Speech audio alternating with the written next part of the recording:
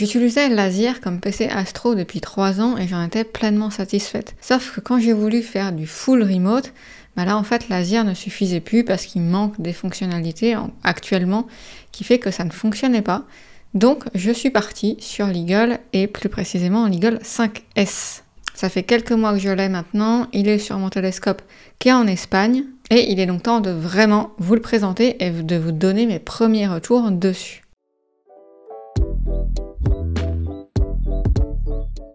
Ok, alors commençons par la présentation du boîtier. Donc voilà, c'est celui-là, Eagle 5S, qui ressemble à ça. Donc on va faire le tour ensemble un peu de qu'est-ce que c'est, qu'est-ce qu'on a là-dedans, etc.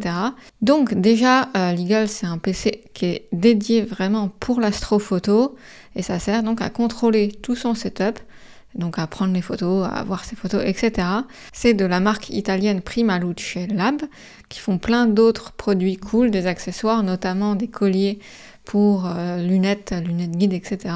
Au niveau des caractéristiques, c'est donc un processeur Intel Core i3 qui a 8 Go de mémoire, qui utilise un SSD de 250 Go, qui tourne avec Windows 11 Entreprise. Il possède le Wi-Fi 6 et sinon, il a plusieurs fonctionnalités. Donc il est vraiment fait pour le remote, pour être complètement à distance. Il a un capteur GPS, c'est cette antenne-ci, là. Au niveau des fonctionnalités, il a un détecteur de mouvement. Donc ça peut être utile s'il y a des vibrations proches du setup ou du vent ou quelque chose qui fait qu'il y a des micro-mouvements en fait sur l'ordinateur. Très honnêtement, pour l'instant, j'ai pas vu, ça m'est pas arrivé d'en avoir besoin. Il y a un inclinomètre qui permet de savoir quelle inclinaison a le télescope. Ça peut être intéressant pour savoir par exemple s'il est bien en train de shooter le ciel, si par exemple il vise pas l'horizon. Personnellement, j'ai une caméra qui surveille mon setup en temps réel, donc l'inclinomètre, j'en ai pas forcément besoin. Il possède 10 ports USB, dont certains peuvent être allumés ou éteints à distance en cliquant sur un bouton on-off. Ça, c'est plutôt pratique. Malheureusement, tous les ports n'ont pas cette option on-off. Je vous remontre ça un petit peu après. Voilà, donc SSD.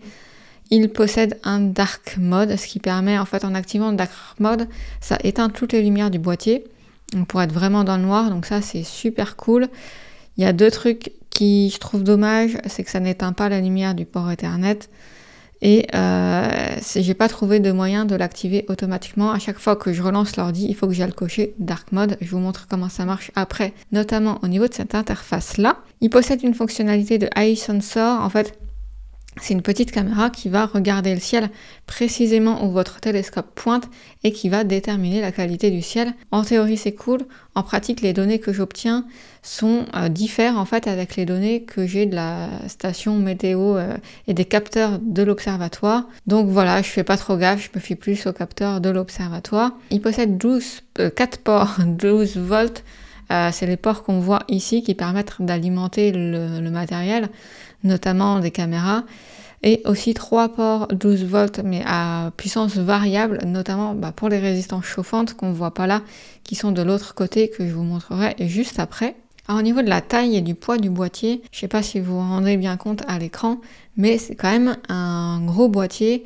Si jamais vous avez Lazier, ça fait à peu près 3 Lazier en largeur les uns à côté des autres. Donc c'est plutôt pas mal. C'est aussi lourd, il pèse 1,25 kg.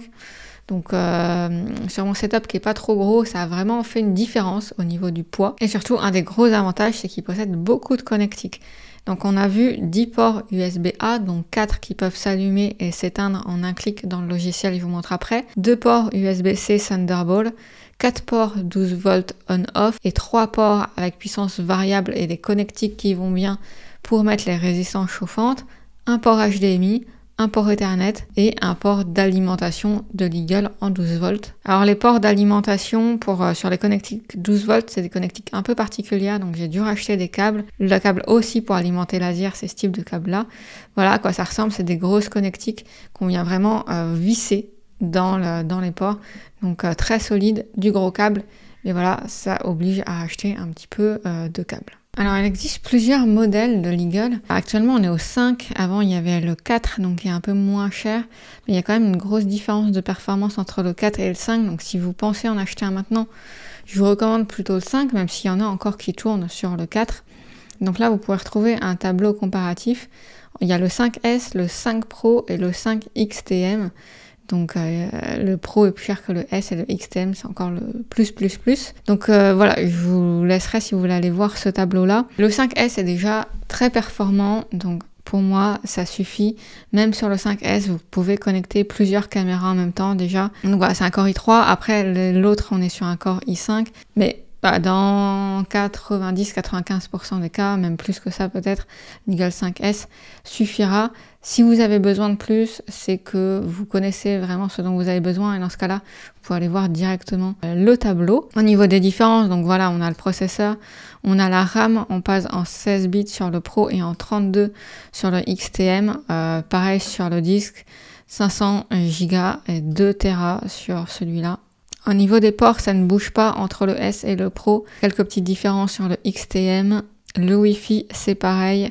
Ethernet, encore une fois, c'est le XTM vraiment qui est un peu supérieur. Et après, pour le reste, au niveau des fonctionnalités, ils ont tous les fonctionnalités. Voilà, les différences sont pas énormes. Ça va être vraiment au niveau de la puissance de l'ordinateur.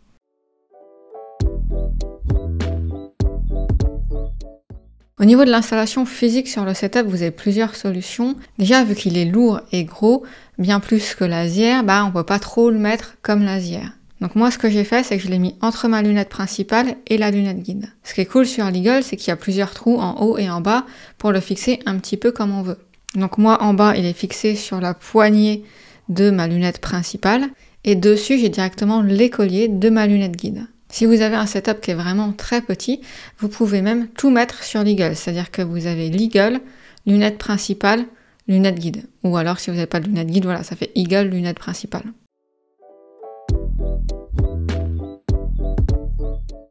Ok, maintenant je vous propose qu'on se connecte sur le PC pour vous montrer la partie logicielle maintenant. Donc je me connecte via un outil de remote, je me connecte comme sur un Windows, en l'occurrence depuis un Mac. Et donc nous voilà arrivés. Donc, et là justement, cette interface-là, c'est l'application Eagle Manager X qui permet de contrôler, de gérer le boîtier. On a à la fois des informations et à la fois des éléments qu'on peut faire dessus. Donc ça c'est une app, je peux la mettre en simple et puis je suis sur un Windows tout simplement. Donc il y a cette app là, il y a une autre app qu'on va voir juste après. Donc déjà celle-ci, donc là on a la partie information, donc là on a des données GPS. Ici, on a les données de connectivité. Ici, donc, on a le fameux inclinomètre, moins 39 degrés. Ensuite, ici, on a la consommation. On a le fameux détecteur de mouvement. Alors là, je peux pas vous montrer, mais si je donnais des petits coups sur le setup, on aurait des pics de mouvement. Donc là, il se passe rien, donc il se passe rien. Et là, on a tous les ports, en fait, qu'on peut allumer et éteindre. Ceux-là, on peut pas les allumer et éteindre. On peut ces trois-là, ça c'est mes résistances chauffantes. Je peux, si je fais un clic droit, définir la puissance que je mets dessus. Là, je suis en 3 volts, c'est donc mes deux résistances chauffantes. Celle-ci, je l'éteins, il n'y a rien dessus. Là, je vais les réteindre. Mais voilà, on peut donc allumer ça c'est les 4 ports 12 volts. Donc là, j'allume la caméra et je vois la consommation en ampères. Là, on a les informations du Eye Sensor. Donc là, j'ai pas d'informations parce que le toit, si on regarde dans l'observatoire actuellement, voilà, le toit est fermé.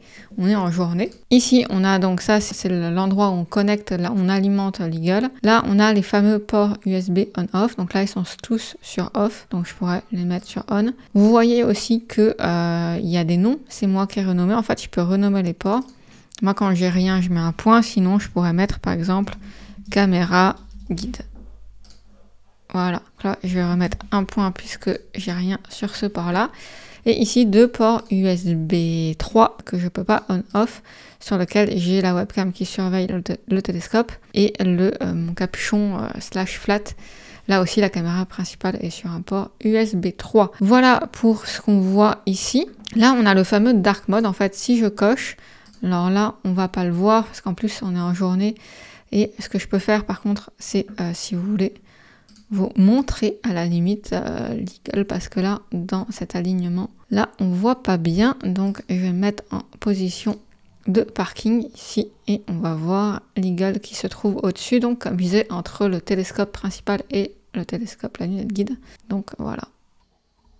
Donc là, on a l'antenne GPS ici. On a une antenne Wi-Fi là et une autre antenne Wi-Fi. Et donc là, on voit la fameuse lumière sur le port Ethernet. Et si j'enlève le dark mode, il y a des lumières ici qui devraient s'allumer. Est-ce qu'on va bien les voir en journée? On va voir. Hop, c'est toi. Voilà, là, on voit bien cette petite lumière-là qui s'allume. Et si je mets le dark mode, elle est éteinte.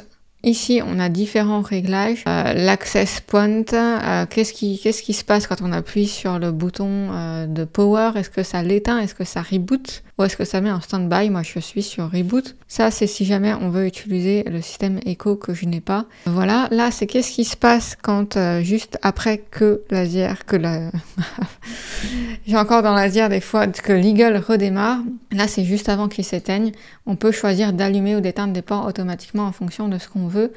Là, c'est la gestion des ports 12 volts, etc. Il y a différents réglages. Le motion detector, à quel point il est sensible ou pas pour détecter les mouvements. Un mode silencieux, activer ou non les données GPS, les données d'heure, etc. Et voilà, différents réglages comme ça. Voilà, donc là, on a une information dans le Eye Sensor ici, 9.41, mais encore une fois, c'est en journée avec le toit fermé. Donc quand vous avez l'Eagle, il y a une autre app qui est fournie avec, qui est déjà installée sur Windows, c'est cette app Play. Alors pour tout vous dire, j'ai dû la réinstaller parce que je l'avais désinstallée, je ne m'en sers pas. Et en fait, ça va permettre de connecter vos différents éléments. Si vous avez d'autres éléments Prima Luce, comme leur focuseur, leur rotateur, voilà, différents ou vos autres éléments, vos autres matériels plus précisément. Donc voilà, vous pouvez piloter en fait tout ça via cette application Play. Vous pouvez indiquer par exemple pour le télescope le diamètre, la focale, et il y a quelques réglages cool ici. Par exemple, vous pouvez relancer la dernière image si le Eye Sensor, si la petite caméra de qualité du ciel détecte que la valeur descend de 20% par exemple. Ou répéter si il détecte qu'il y a du mouvement. Ou là, il y a un truc automatique justement pour lancer le dark mode avant que la séquence démarre. Encore une fois, c'est pas ce que j'utilise. Moi, j'utilise donc le X Manager, celui-là, pour gérer le matériel. Et après, au niveau des séquences, j'utilise Nina. Donc justement, après, qu'est-ce qu'on fait? En fait, c'est un Windows, tout simplement. Donc vous pouvez installer toutes les applications que vous voulez. Pour la monture, moi j'ai une M5, donc j'utilise Azimuth. Stellarium pour la carte du ciel. PHD2 pour le guidage. J'ai AsiCap qui permet de surveiller le télescope, que je vais revenir mettre en position home au passage. Voilà. Et donc, comme je disais, Nina qui va là où c'est vraiment ce que j'utilise le plus pour créer mes séquences, faire les prises de vue, etc. Mais c'est pas le sujet ici. Il y aura des vidéos dédiées sur Nina. Et donc, comme sur un Windows, il va falloir que vous installiez les drivers par rapport à votre matériel. Moi, j'ai installé pas mal de drivers ZWO. D'autres drivers, j'ai des drivers et des logiciels pour mes autres accessoires. Voilà, donc pour conclure là-dessus, je suis vraiment contente de l'Eagle. J'ai pas rencontré de problème particulier, il y a quelques petits trucs, notamment le Eye Sensor avec les données qui diffèrent de l'observatoire, donc bon, je me fie pas trop là-dessus. J'aurais aimé que tous les ports USB puissent être éteints et allumés en on-off, et j'aurais bien aimé que quand on active le dark mode, ça bloque aussi la lumière du port Ethernet. Mais voilà, c'est des petits trucs, hormis ça fonctionne super bien pour l'instant. Et si vous voulez aller plus loin, j'ai aussi une formation astrophoto que vous pouvez récupérer gratuitement en cliquant sur le premier lien dans la description. Et sur ce, je vous dis à très vite et gardez la tête dans les étoiles.